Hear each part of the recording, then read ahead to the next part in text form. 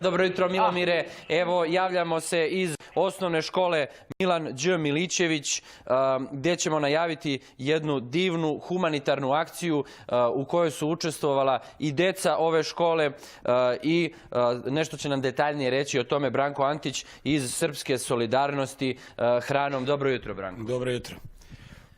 Branko, o čemu je reč? Deca su učestvovala, deca pomažu humanitarno kada su u pitanju deca Kosova.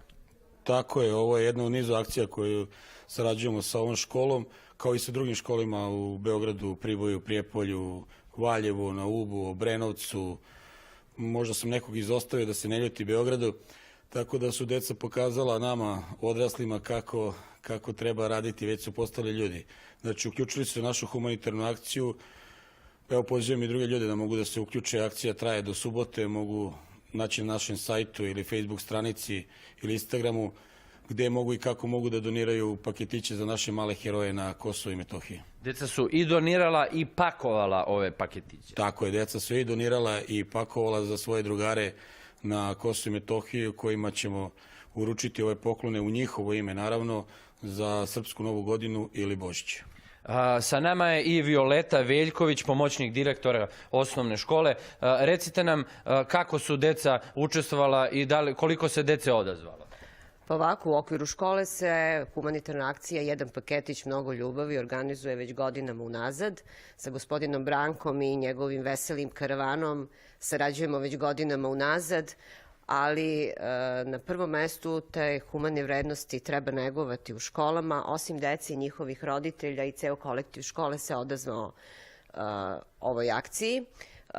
Učenici naše škole su donirali, pakovali u okviru njihovog društveno korisnog i humanitarnog rada sve ove paketiće i nadamo se da smo uspeli da nekog pozovemo da se priključi ovoj akciji, jer nekome naše malo mnogo znači. Osim toga i osim deci sa Kosova, u našoj školi u okviru ove akcije posetili smo i osnovnu školu Miodrag Matić, to je škola za decu sa cerebralnom paralizom, i pripremili im odgovarajući program. Danas idemo da posetimo i očnu kliniku u Beogradu, tako da akciju širimo na sve strane i nadamo se da ćemo ovog puta uspeti da pozovemo i neke druge ljude da se priključe. Evo, tu su još jednu humanitarnu akciju da najavimo. Sa nama su buduće možda kolege Katarina Doroteja Sinadinovski, Lazar Kiproski i Jovan Ćurguz je pomagao u pakovanju paketića. Idemo redom. Kažite nam, dobro jutro, o kakvoj humanitarnoj predstavi je reč?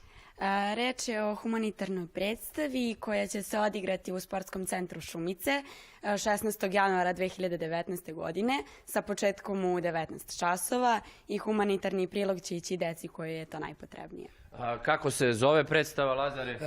Pogledaj u Zvezde, tako sam ti blizu, koja će se održati, kao što smo rekli, za decu koje je to najpotrebnije. Hvala mnogo. I još, Jovane, kaži, je li bilo teško pakovati paketiće? Ne.